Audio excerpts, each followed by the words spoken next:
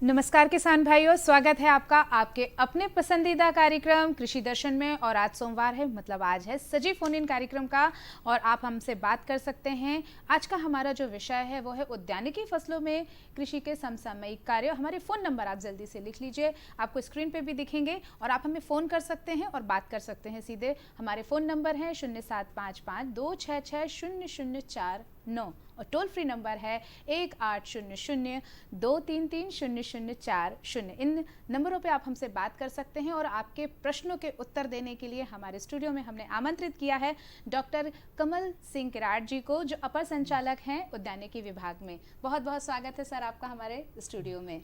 Sir, अभी जिस तरह से मौसम बदल रहा है तो ये मौसम जितना सुहाना होता है उतना सतर्कता वाला भी होता है। तो हमारी जो कृषि में कार्य हैं, उद्यानिकी में कार्य हैं, वो किस तरह हमारे बदलते मौसम में किसान भाई करें, इसके बारे में बताएं।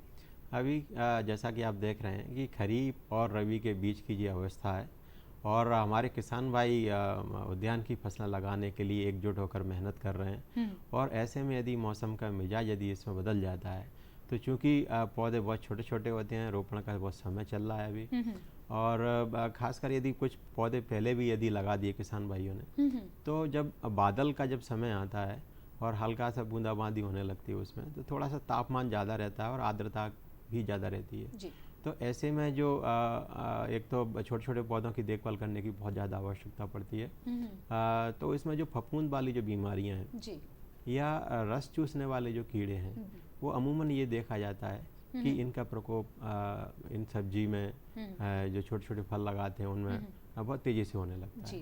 तो किसान भाई अभी 3-4 दिन में जैसा कि मौसम में मिजाज थोड़ा सा अलग सा देखने में आ रहा है, बादल तो हो गए हैं। बिल्कुल बादल हो गए हैं, तो हमें विशेष ध्यान रखने की बहुत आवश्यकता है। तो बदलते मौसम की तो हमने बात कर ली और आपने सतर्कता भी बता दी कि क्या करना है। अगर हमारे जिन किसान भाइयों ने रबी फसलों की तैयारी करना है उद्यानिकी में, तो किस तरह वो भूमि की तैयारी करें?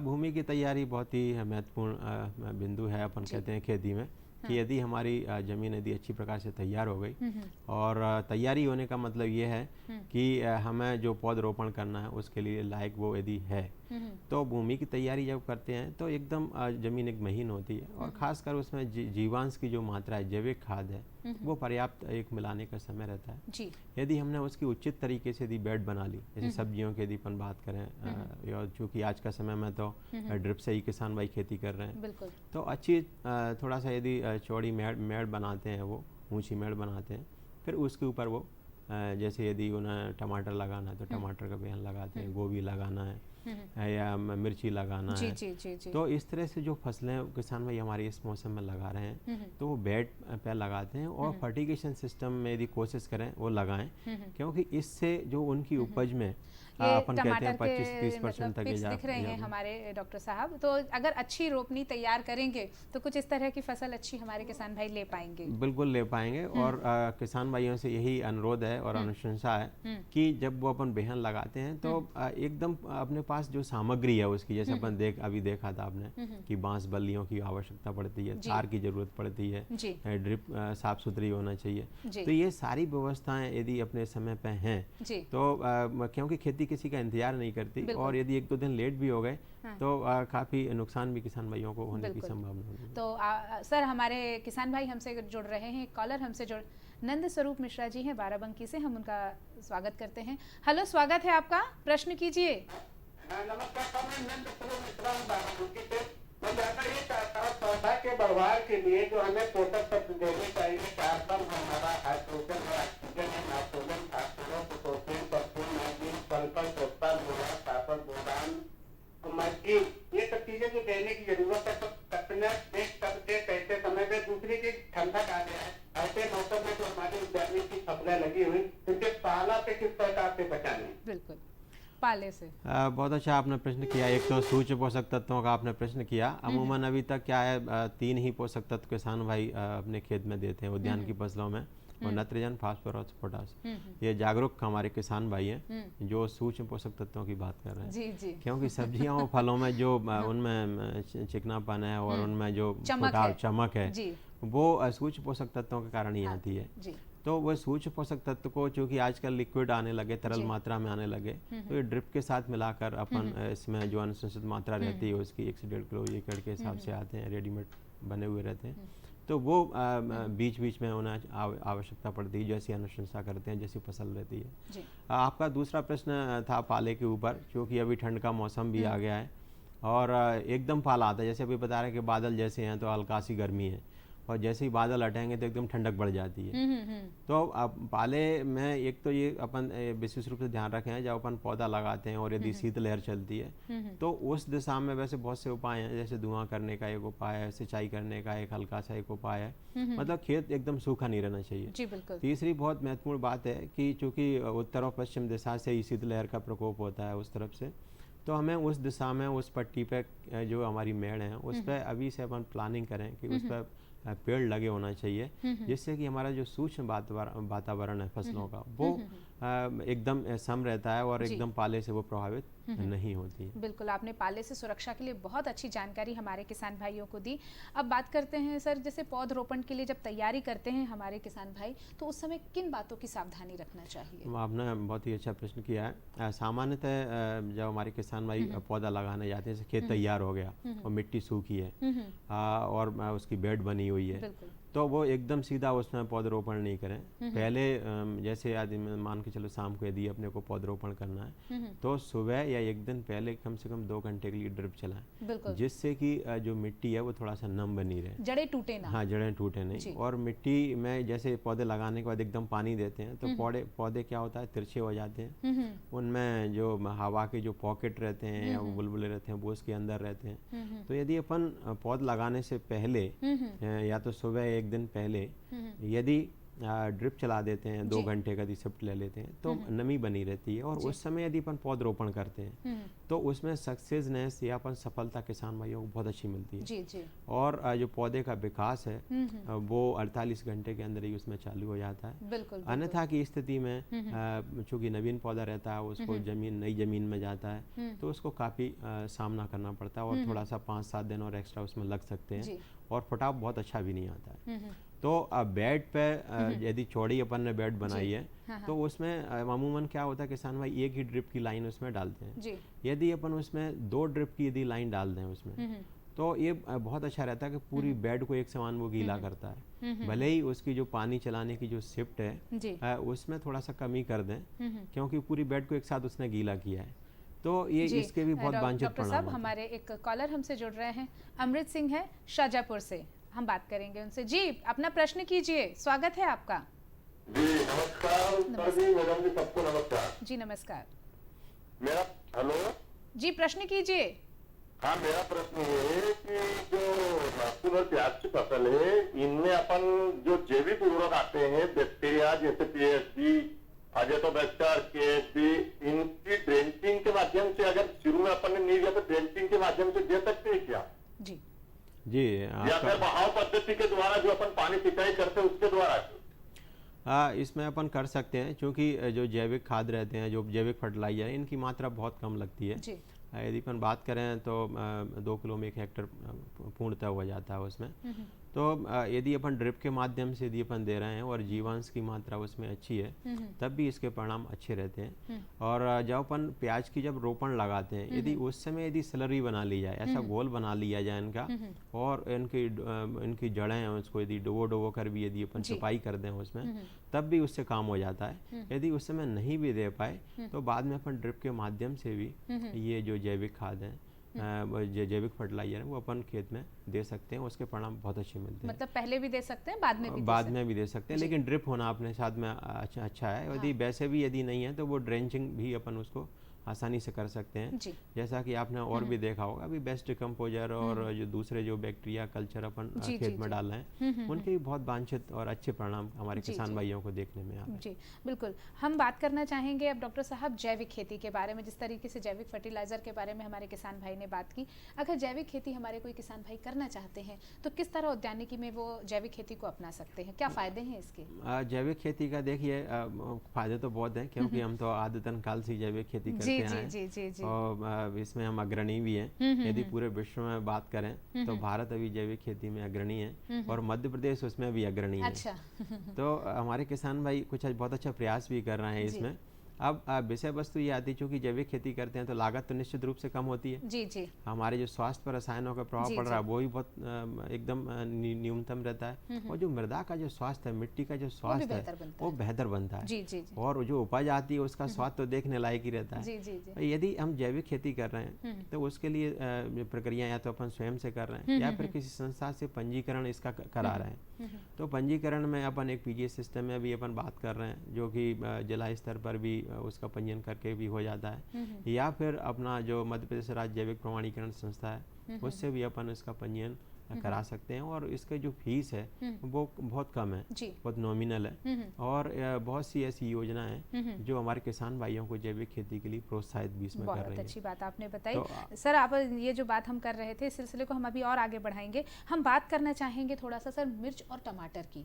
मिर्च और टमाटर की अगर हम बात करें तो क्या इससे बहुमंजिला पद्धति से उद्यानिकी फसलों में किया जा सकता है इसको? बिल्कुल किया जा सकता है। और चूंकि आज हमारे किसान भाई अपन कहते हैं कि 60% से ऊपर ऐसे हैं जो सीमांत और लघु किसान हैं, मतलब जिनकी खेती का जो जोत है वो 1 एकड़ और 1 हेक्टेयर, मतलब 1 एकड़ से भी कम है, 1 एकड़ के आसपास है ना। बंटवारा होते होते बहुत कम जमीन बची हुई है। तो ऐसे में क्या होगा कि हमारी जो जमीन का हिस्सा है वो छूटने नहीं पाए है। उस प्रकार से बहुमंजिला इस प्रकार से अपन खेती करते हैं कि नीचे के स्तर पर एक फसल लगी रहती है, मध्यम आकार में दूसरी फसल लगी रहती है और उससे ऊंचाई की अलग अलग फसल लगी रहती है। तो कुल मिला के भूमि का जो पोषक तत्व है, हवा और प्रकाश के जो समन्वय है या इनके जो अधिकतम इनकी ऊर्जा का दोहन फसलें अपने आप में करती हैं। और हमारे 1 एकड़ जमीन से या छोटे से जमीन से भी हम कई सारी फसलें एक साथ ले सकते हैं। मतलब कम जगह पे ज्यादा फसल लेना है तो बहुमंजिला सही रहेगा, बहुमंजिला रहेगी। और जो हमारी खेत की जो मेड़ है, जैसे कि हम बार बात कर रहे थे कि पाला आ जाता है, दूसरा आता है, तो उस पर भी अपन जैसे कुछ फलदार वृक्ष हैं, सीताफल है, पपीता है, जिनकी जड़ें बहुत ज़्यादा गहरी नहीं जाती।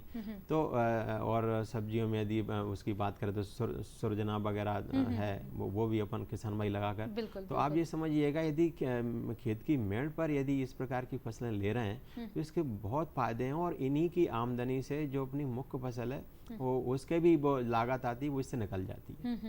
तो बहुमंजिला खेती की तरफ हमारे कई किसान भाई इसमें अग्रणी आ रहे हैं, भले ही वो 2 फसल ले रहे हैं एक साथ में। जैसे अभी मैं आपको एक उदाहरण बताता हूँ, यदि टमाटर उन्होंने बेड पर लगाया हुआ है तो साइड बाई साइड वो जब तक टमाटर आता है तब तक गोभी या जो सारी सब्जियां रहती हैं वो लगा देते हैं साइड बाई साइड। तो जब तक वो टमाटर की फसल आने पर होती है 3 महीने, उससे पहले ही वो 50 दिन पर इन फसलों को निकाल लेते हैं। मूली भी लगा देते हैं, गाजर भी लगा देते हैं। तो कुल मिला के उन्हें जो आमदनी है वो 1 महीने 1.5 महीने के बाद चालू हो जाती है।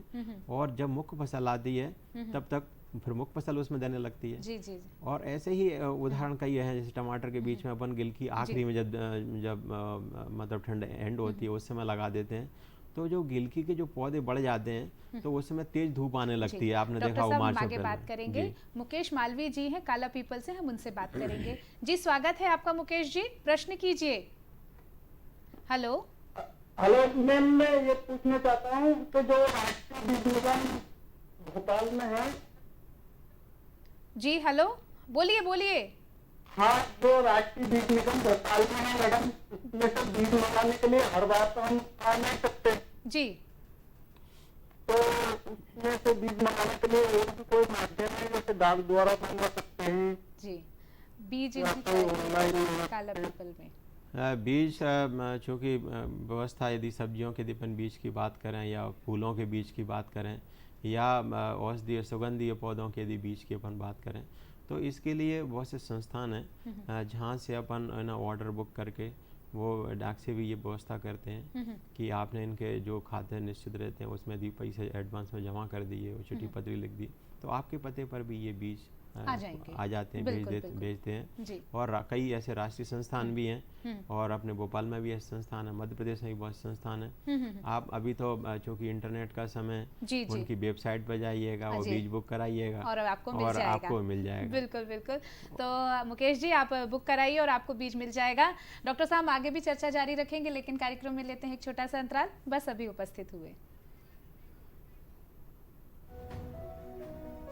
भारत सरकार का हर प्रयास किसानों को दे रहा है एक नई आस। देश के किसानों की खुशहाली और उन्हें आत्मनिर्भर बनाने के लिए भारत सरकार समर्पित है। प्रधानमंत्री श्री नरेंद्र मोदी जी के नेतृत्व में कृषि क्षेत्र में किए गए निरंतर प्रयासों के फलस्वरूप देश खाद्यान्न व बागवानी के क्षेत्र में आत्मनिर्भर हो चुका है और देश में दलहन का उत्पादन भी बढ़ा है। इसी तरह भारत सरकार ने खाद्य तेलों के उत्पादन को बढ़ाने के भी अनेक प्रयास किए हैं। इसी क्रम को आगे बढ़ाते हुए माननीय प्रधानमंत्री श्री नरेंद्र मोदी जी के नेतृत्व में भारत सरकार ने दूरदर्शी निर्णय लेते हुए राष्ट्रीय खाद्य तेल मिशन ऑयल पाम की शुरुआत की है। इस मिशन से देश भर के किसानों को बहुत लाभ मिलेगा। कृषि के पूंजी निवेश में वृद्धि होगी, खाद्य तेल आयात पर देश की निर्भरता कम होगी और रोजगार के नए अवसर पैदा होंगे। खाने के तेल में आत्मनिर्भरता के लिए अब राष्ट्रीय खाद्य तेल मिशन ऑयल पाम का संकल्प लिया गया है। इससे किसानों को तो सीधा लाभ होगा ही, गरीब और मध्यम वर्ग के परिवारों को सस्ता और अच्छी क्वालिटी का तेल भी मिलेगा।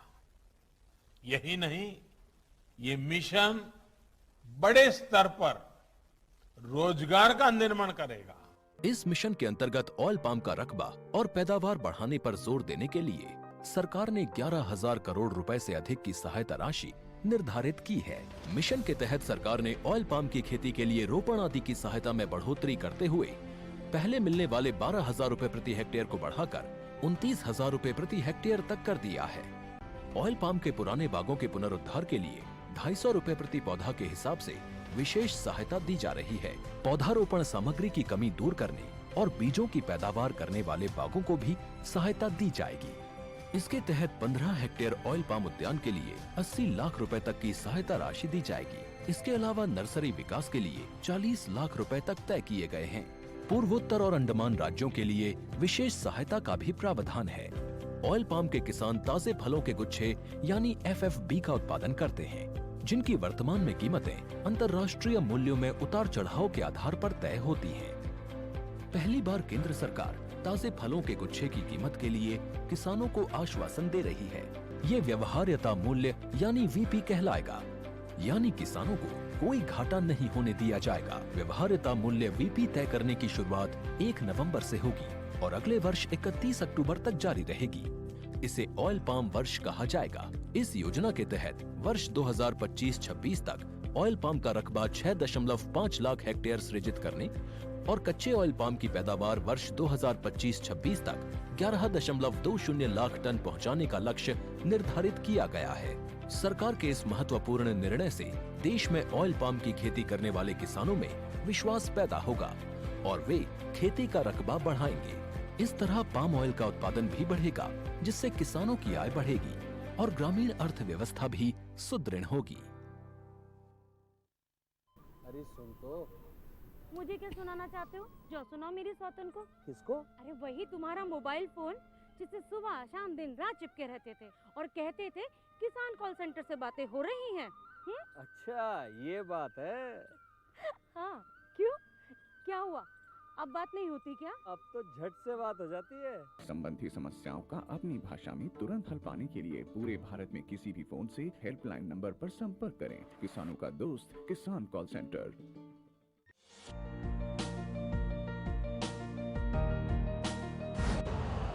यूरिया का स्वदेशी उत्पादन 70 लाख टन बढ़ाने के लिए 6 उर्वरक संयंत्रों का उद्धार किया जा रहा है।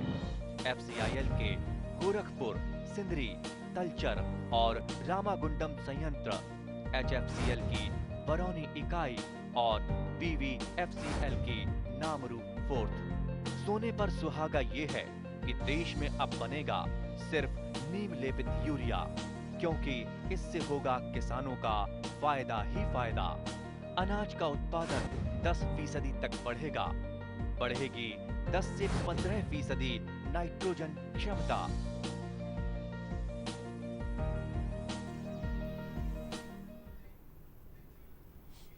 अंतराल के बाद आपका फिर स्वागत है सजीव फोन इन कार्यक्रम कृषि दर्शन के। फोन नंबर हम आपको फिर से बता दें 0755-266-0049 और टोल फ्री नंबर है 1800-233-0040। आप हमसे सीधे बात कर सकते हैं उद्यानिकी फसलों में समसामयिक कार्यों के बारे में। डॉक्टर साहब, हम बात कर रहे थे, आगे हम चर्चा जारी करते हैं। लहसुन की बोनी किस प्रकार करें और अगर मशीन से हमारे किसान भाई करना चाहते हैं तो किस तरह कर सकते हैं? देखिए, किसान भाई अभी चूँकि लहसुन का रकबा भी अपने मध्य प्रदेश में बहुत अच्छा है जी, और अपने यहाँ उम्दा क्वालिटी का बहुत अच्छी गुणवत्ता का लहसुन हमारे किसान भाई भी पैदा कर रहे हैं। चूँकि लेबर कॉस्ट काफ़ी आती है, इसमें छोटा है और पास लगाने में काफ़ी लेबर की आवश्यकता पड़ती है। अब लहसुन जब लगाते हैं तो किसान भाइयों के पास लेबर उपलब्ध नहीं हो पाती है, क्योंकि लेबर या श्रम के द्वारा हाथ से छुपाई करने पर फ़ायदे तो उसके बहुत ज़्यादा हैं, चूँकि लागत ज़्यादा आ रही है। तो अभी कुछ मशीन ऐसी आई हैं कि जिनके माध्यम से अपन लहसुन उसमें लगा सकते हैं जी, और एक साथ 14 कतारों को वो 12 से 14 कतारों को वो एक साथ लेती है। तो ये बहुत अच्छा है और इसमें समय भी बहुत कम लगता है जी। तो मशीनों से हमें समय कम लगेगा तो और अच्छी खेती हो जाएगी। खर्चा भी कम आएगा, जी जी, समय कम लगेगा। हाँ सिर्फ इस चीज़ का ध्यान रखें कि उसकी बोनी एकदम कतारों में हो जी, बिल्कुल। और कहीं बीच में मशीन से बुआई करते समय ऐसा ना हो कि बीच में जगह जगह छूट गई हो। तो ये भी सतत उसका निरीक्षण आवश्यक है और निश्चित रूप से इस तरह से यदि बुआई करते हैं तो अच्छी फसल जी, बिल्कुल। हम उद्यानिकी फसलों की बात कर रहे हैं और अमरूद और पपीते की बात ना हो तो अधूरी सी लगेगी बात। अमरूद और पपीते के लिए हमारे किसान भाई किस तरह से तुड़ाई और कटिंग में सावधानी रखें? अमरूद की अभी अपन किसान भाई जो फसल ले रहे हैं तो उसमें एक तो अपना जो भारत की जो प्रजातियां उनका अमरूद लगा रहे हैं, कुछ जो बाहर की प्रजातियां हैं जैसे थाईलैंड अमरूद वगैरह, थाई जिसकी वो है उसकी प्रजाति, उसको भी लगा रहे हैं। तो चूँकि अभी क्या इसका तुड़ाई का समय है तो अमरूद में या कोई फल है उसमें जब अपन तुड़ाई करते हैं देख सकते हैं हमारे किसान भाई स्क्रीन में कि बढ़िया अमरूद लगे हुए हैं इस समय, तो भरे भरे। उसको पत्तों के साथ इसकी तुड़ाई बहुत आवश्यक है। जैसे कि अमरूद देखते हैं तो एकदम फलन की अवस्था बनी कर वो देखते हैं कि किस समय कहाँ किस दूरी तक अमरूद को अपने को बिक्री करना है। यदि पास के बाजार में करना है तो थोड़ा सा पका हुआ, यदि दूर के बाजारों में लेना है तो हल्का सा कच्चा अमरूद जी जी जी। और उसकी जब वैल्यू अपन देखते हैं बाजार में, जब किसी ठेले पे रहता है, किसी दुकान पे रहता है तो अमरूद के साथ यदि उसकी पत्ती लगी हुई है तो उसको ऐसा लगता है कि ये एकदम तरोताजा है। तो उसमें श्रेणी किसान भाई उसको तोड़ने के बाद श्रेणीकरण अवश्य करें। जी जी जी। बड़े साइज के अमरूद, मध्यम साइज के, छोटे साइज के और पर्याप्त जो आजकल अच्छे पैकिंग बॉक्स आ गए हैं उसमें पैक करके वो भेज सकते हैं। तो यही बातों का ध्यान पपीते के लिए भी रखें। पपीते के लिए भी बहुत आवश्यक है, क्योंकि पपीते में हल्का सा भी यदि कोई उससे कटाई करते हैं, तुड़ाई करते हैं, यदि उसमें जख्म आ जाता है, घाव आ जाता है तो बहुत जल्दी खराब हो जाता है। बिल्कुल बिल्कुल। तो उसको भी उसकी परिपक्व अवस्था के अनुसार अपन उसकी तोड़ें और पर्याप्त अच्छे जो ये हमारे किसान भाई देख सकते हैं कि स्क्रीन पे कि पपीते की जो बढ़वार है कितनी बढ़िया हुई है, बहुत अच्छा है। और पपीते की जो कि खेती अपन एकजाई भी कर सकते हैं, पपीते को खेत के मेड़ों पे लगा सकते हैं। अपन बार बार यही किसान भाइयों से अनुरोध कर रहे हैं कि हमारी अतिरिक्त आमदनी के लिए हमें जो ऐसी फसलें जो कि 1-2 साल जो कि फल वाली फसलें क्या लंबी अवधि की रहती हैं, लेकिन जैसे पपीता है, दूसरी फसल है, ये बहुत अपने 1 साल के अंतराल पर आ जाती है, किसान भाइयों को आमदनी देते हैं और उसको वो निकाल भी सकते हैं वहाँ से। यही चीज स्ट्रॉबेरी के लिए भी लागू होती है। स्ट्रॉबेरी भी 4 महीने की फसल है और जैसा कि देखें उस सुर्ख लाल रंग उसका रहता है और बाजार में उसकी अभी हाल फिलहाल अपन यदि कीमत देखें तो 300 से 300 रुपए के लगभग आसपास है और इसका रकबा ही मध्य प्रदेश में काफी अच्छा बढ़ रहा है, बहुत अच्छा बढ़ रहा है। डॉक्टर साहब, हम उद्यानिकी फसलों की बात कर रहे हैं, फूल भी इसमें शामिल होते हैं, तो जो किसान भाई हमारे फूलों की खेती कर रहे हैं तो वो किस बातों का ध्यान रखें? देखिए, एक समय था जब अभी अपन भारत और पूरा विश्व कोरोना के बाद जब बाहर निकल आया है तो बीच में एक पॉज में थोड़ा सा आया था, लग रहा था कि वो फूलों की बिक्री कहाँ होगी, क्योंकि सारा मंदिर वगैरह जहाँ फूल जाते थे, शादी ब्याह सब बंद हो गए थे। लेकिन पुनः अपन रफ्तार पे आ गए, बिल्कुल आ गए। तो फूल से भी बहुत अच्छा किसान भाई मुनाफा कर सकते हैं और पहले उन्होंने लिया भी था।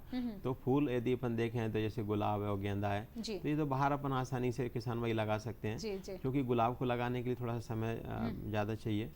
गेंदा है, सेवंती है और दूसरी जो फूल वाली फसल है वो बाहर अपन लगा के, अभी तो बहुत शादियों का मौसम चल रहा है, तो बढ़िया निश्चित रूप से आमदनी ले बढ़िया सकते आमदनी हैं। इससे मिल पाएगी। जी जी। और औषधीय फसलों की अगर हम बात करें कि डॉक्टर साहब की औषधीय फसलें भी एक बहुत प्रमुख फसलें हैं और नगदी फसलों के तौर पे गिनी जाती हैं, तो उनमें क्या कृषि के समसामयिक कार्य हो सकते हैं? आपने बहुत अच्छा प्रश्न किया है, क्योंकि लॉकडाउन के बाद जैसे कहते हैं कुछ फसलों की स्थिति खराब हुई तो कुछ की बहुत अच्छी भी हुई जी है। जी जी। तो औषधीय फसलें भी उसी प्रकार की अश्वगंधा हैं। तो सबसे ज्यादा, अश्वगंधा की बहुत ज़्यादा डिमांड है अभी, और जी, इसका रकबा भी काफ़ी क्षेत्रों में बढ़ा हुआ है पूरे मध्य प्रदेश में। जी जी। तो अभी चूँकि किसान भाइयों ने इसको लगा दिया था अक्टूबर और नवंबर के महीने में, तो फसल इसकी अमूमन 15 दिन से 1 महीने या 1.5 महीने के बीच में है। उसमें उसकी थिनिंग थोड़ा सा कर लें। यदि अश्वगंधा चूँकि क्या है, छोटा इसका बीज रहता है, तो अपन खेत में इसको छिटक के बो देते हैं, तो काफ़ी पौधे इसमें निकाल आते हैं। तो इसकी जो वैसे तो पूरे ही इसके पौधे की कीमत है और उससे लाभ मिलता है, लेकिन जड़ों की विशेषकर जो कीमत है वो उसमें रहती है। जड़ों का ही आर्थिक भाग रहता है इसका, जिसमें औषधीय गुण बहुत अच्छे रहते हैं। तो अभी जो घने घने पौधे हैं वो किसान भाई इसमें थिनिंग कर लें, मतलब उसको बाहर निकाल दें, जिससे कि अश्वगंधा की जो जड़ है वो अच्छी गहरी जाएगी, क्योंकि उसी के आधार पर उसका ग्रेडिंग होता है। ए ग्रेड की जड़ों की कीमत अच्छी मिलती है और बी और सी ग्रेड की थोड़ा सा उस तरह से। तो मतलब ध्यान रखें हमारे बिल्कुल किसान भाई इस बात ध्यान का। रखें और अच्छी जड़ उन्हें लंबी जड़ मिले और ज़्यादा उपज वाली जड़ मिले। अब हमने ये सारी बातें तो की उपज अच्छी प्राप्त करने के लिए, लेकिन कीट व्याधि इतनी ज़्यादा कभी कभी हो जाती हैं कि हमारे किसान भाई बहुत परेशान हो जाते हैं। तो फसल सुरक्षा किस तरीके से कीट और बीमारियों से हमारे किसान भाई करें? कीट बीमारियों का जैसे अपन देखते हैं कि मौसम में जरा सा ही बदलाव आता है, तो जैसे मनुष्य में एकदम बीमारियां फैल जाती हैं, ऐसे ही पेड़ पौधों में मौसम के बदलाव के समय हमें विशेष अलर्ट रहना है। बिल्कुल। और खासकर जो जिन कीड़ों की संख्या बहुत तेजी से बढ़ती है, जैसे रस चूसक कीड़े हैं, वो भी बहुत तेजी से बढ़ते हैं ऐसे मौसम में परिवर्तन आता है। बीमारियों में भी जो गलन वाली बीमारी है, धब्बे वाली बीमारी है, फफूंद से होती है, वो भी बहुत तेजी से बढ़ती है। तो जैसे ही चूँकि अपने को जब फसल का जो चक्र रहता है और उसमें सुरक्षा के जो उपाय रहते हैं, वो हमें प्रारंभ से ही उसके उपाय की आवश्यकता होती है। कुछ उपाय ऐसे होते हैं जिसमें बहुत कम पैसे लगते हैं, कोई पैसे की आवश्यकता ही नहीं पड़ती। कुछ ऐसे हैं जब आखिरी में यदि नहीं समझ में आता तब फिर हमें रासायनिक दवाइयों की तरफ या उसको फफूंदनाशक कीटनाशक की तरफ हमें जाना पड़ता है।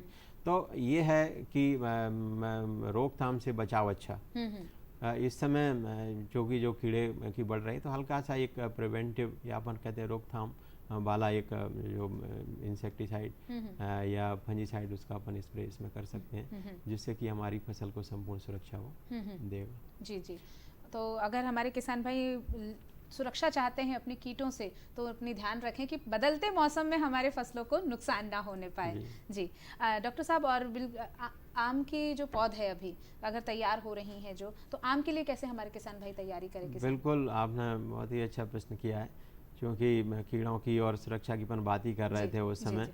अभी आम को लगता है कि जब उसका मौसम आता है फरवरी, उसी समय वो आम आते हैं, बौर आती है। लेकिन वास्तव में अपन देखा है, अब इसको वो करेंगे, अनुमान करेंगे, तो जिनमें जो फलन होता है, पुष्पन होता है, वो उसकी जो शाखाएं वो अभी से बनना चालू हो जाती है। इसलिए अभी से ही उसमें अपने आम के बगीचे हैं उसमें पानी की कमी नहीं रहने दें। और पोषक तत्व चूँकि इसमें नवंबर, दिसंबर, जनवरी तक ये पोषक तत्व भी उसके लिए समय समय पर और पर्याप्त मात्रा में आम के पौधों को दें, तो उसमें जो फलन होती है वो बहुत अच्छी फलन होगी किसान भाइयों को। नहीं तो फल गिरने की समस्या भी हमारे किसान भाइयों को अक्सर आगे देखने पड़ जाएगी। तो अगर पहले से ही तैयारी कर लेंगे तो आगे समस्या नहीं होगी। आपने जो जानकारियां दी उसके लिए बहुत बहुत धन्यवाद। आप हमारे स्टूडियो में आए, बहुत बहुत शुक्रिया आपका। किसान भाइयों, आप अपना ध्यान रखिएगा और ये बात ध्यान रखिएगा कि आपकी फसलें अच्छी रहें, उद्यानिकी में आप अच्छा भरपूर लाभ लें, यही हम कामना करते हैं। आज के कार्यक्रम में बस इतना ही, हमें दीजिए अनुमति। नमस्कार।